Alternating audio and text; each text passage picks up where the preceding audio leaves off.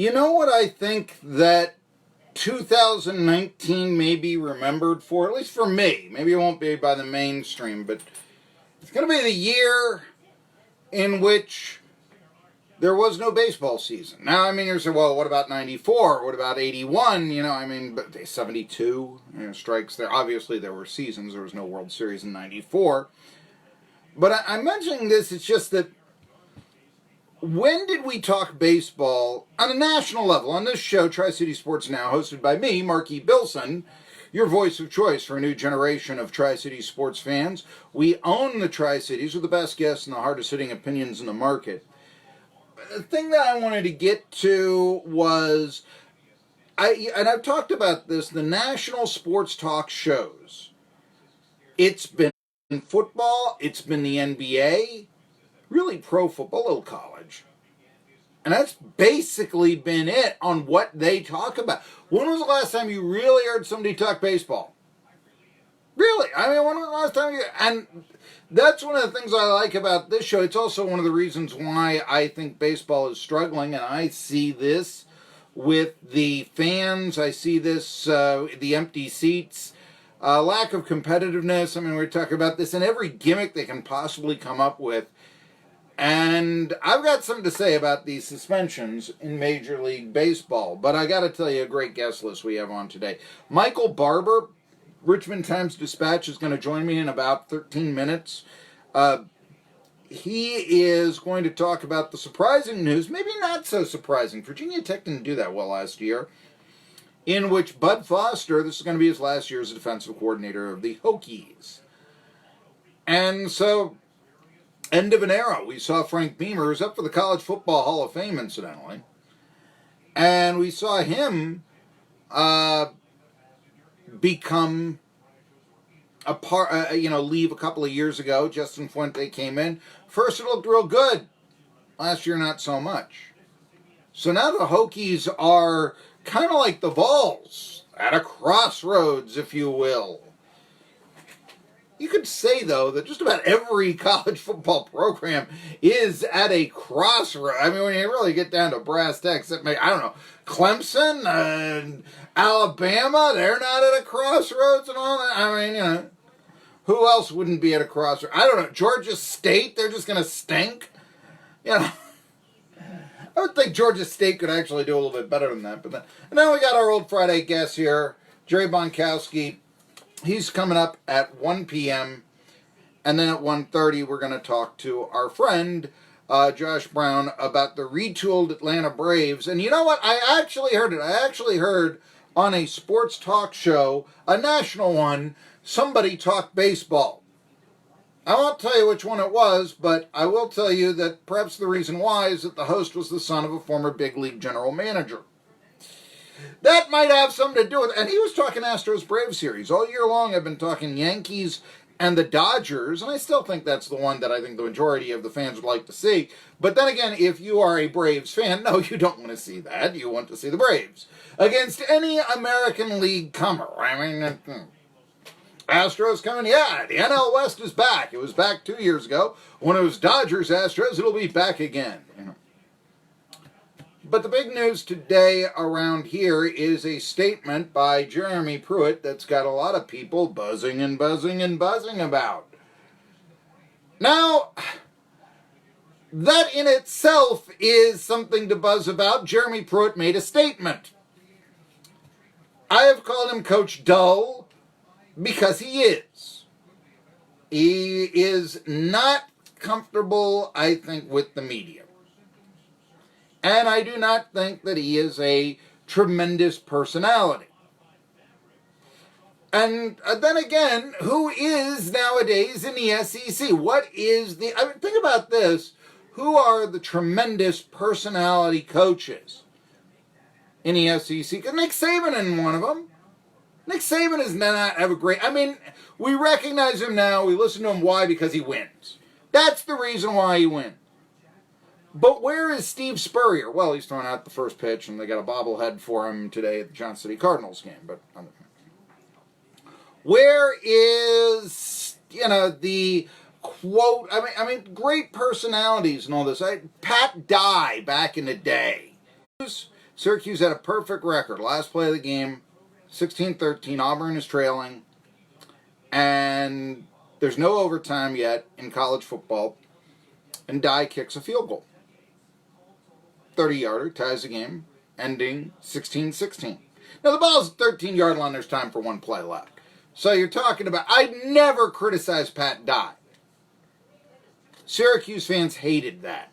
They sent him a bunch of, bad ties in response and all that. I mean, neckties. Okay, they sent... And, supposedly the ugliest and the most garish they could find to protest this. How can you kick that field goal? Well, it's real easy, and I remember his statement right when somebody asked him about it, right there after the ball game. He says, "You want to win a ball game? Block the field goal."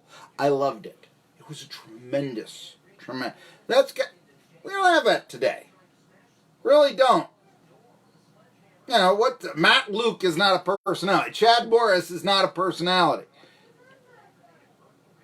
Derek Mason has become a personality because he danced after a victory again, or he jumped up and down, or what did he do the last couple of years after victories against Tennessee?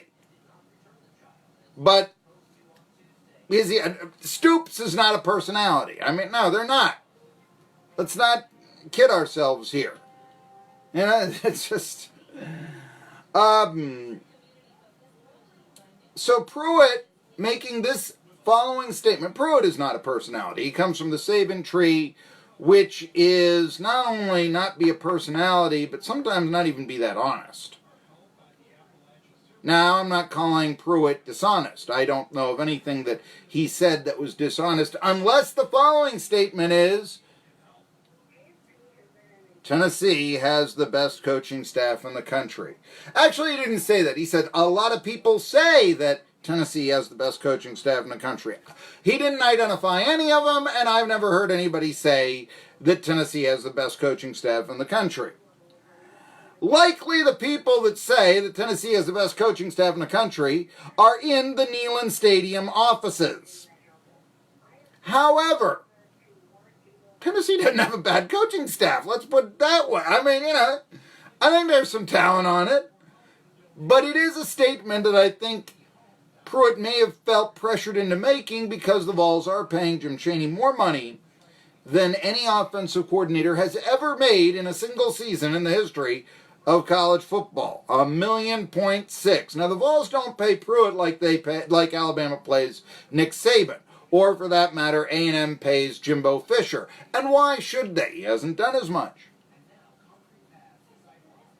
But, still, Vols coaching staff tain't bad. I mean, look at Chaney, And I think that Drew Brees had some talent beforehand, but he was Drew Brees' quarterback coach at Purdue. Brought back quarterback U there, And for that matter, let's take a look at T. Martin. He's a wide receivers coach. Used to be a coordinator at Southern California. Offensive line coach. Will Friend. He used to be offensive coordinator at Colorado State. Now they're position coaches. I mean, a lot of this has to do with money, or for that matter, hey, T. Martin got fired. T. Martin also interviewed for the Oakland Raiders head coaching job. Maybe it was a courtesy.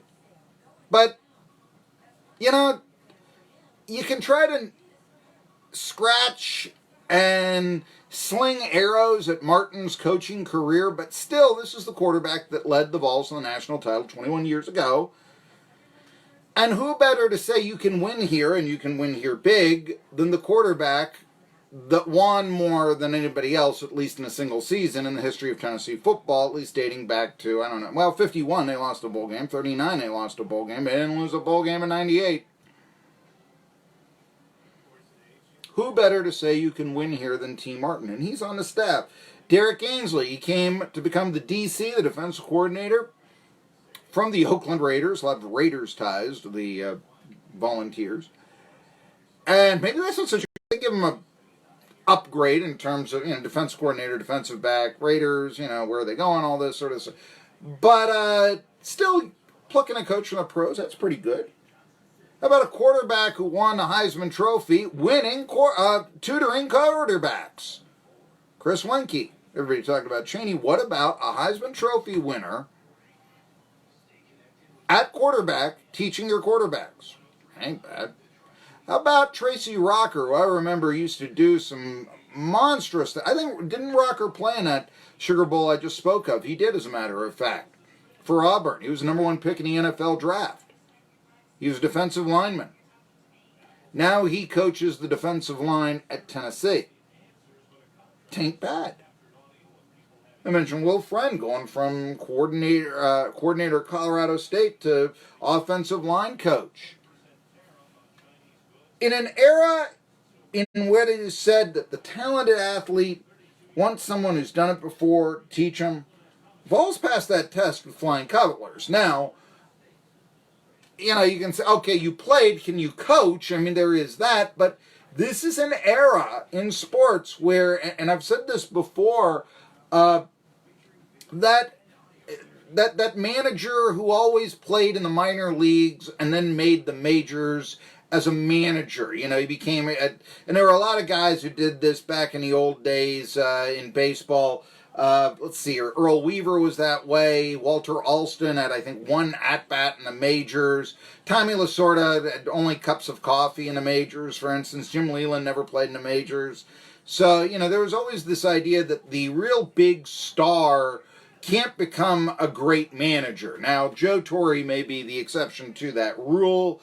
He was a former MVP in baseball, but still, there was always that feeling, and I remember Al Gallagher, the late Al Gallagher, former third baseman for the Giants, and he played with Willie Mays and Willie McCovey and Juan Martial, and he only had a 4-year major league career, but he said, let me tell you why that is. The great stars don't know how tough it is to play this game.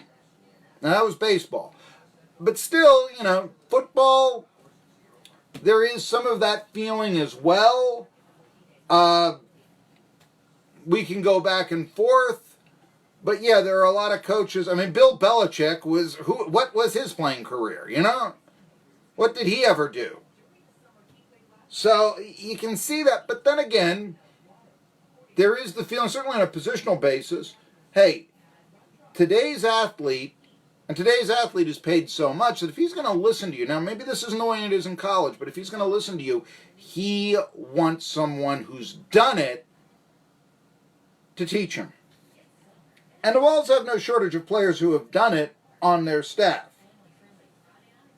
And what about Jeremy Pruitt himself? Everywhere he's gone to in college football before, he's been a big winner. Alabama, Florida State, Georgia, except, of course, Tennessee. And Tennessee is not going to accept back-to-back losing seasons. Nobody really accepts back-to-back losing seasons.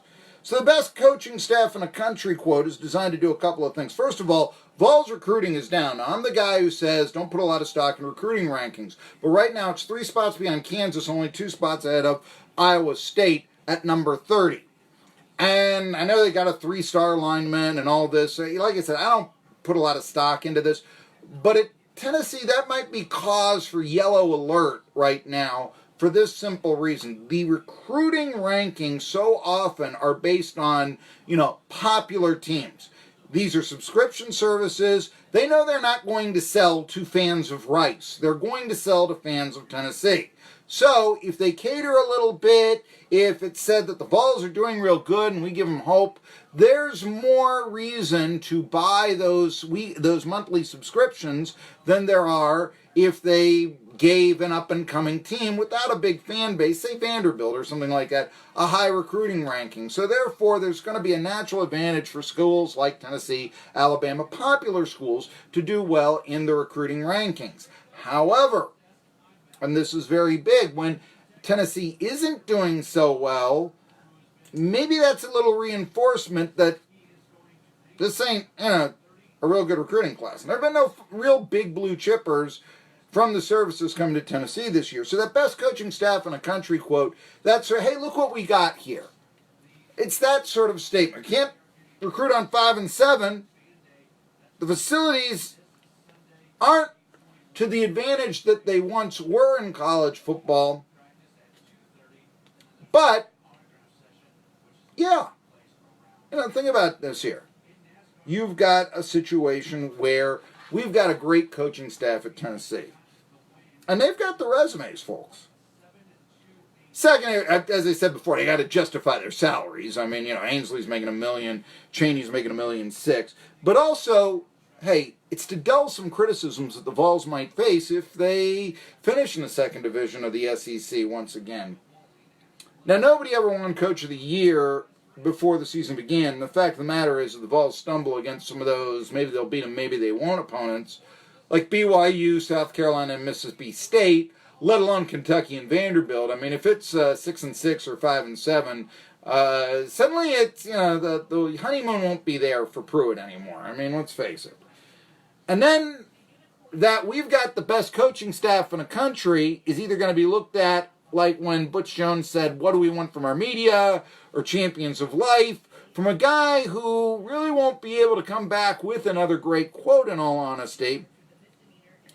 So this quote could make him sink or swim. It's also, if the Vols don't do that well, and best coaching staff in the country, how does that make the players look? And he's got to get good players in to win, and if it sounds like he's throwing his players under the bus, they're not going to come. So you see, yes, best coaching staff in the country. The resume is there. But if he doesn't back up with it, and what would it mean? Does it mean 7-5? Does it mean 8-4?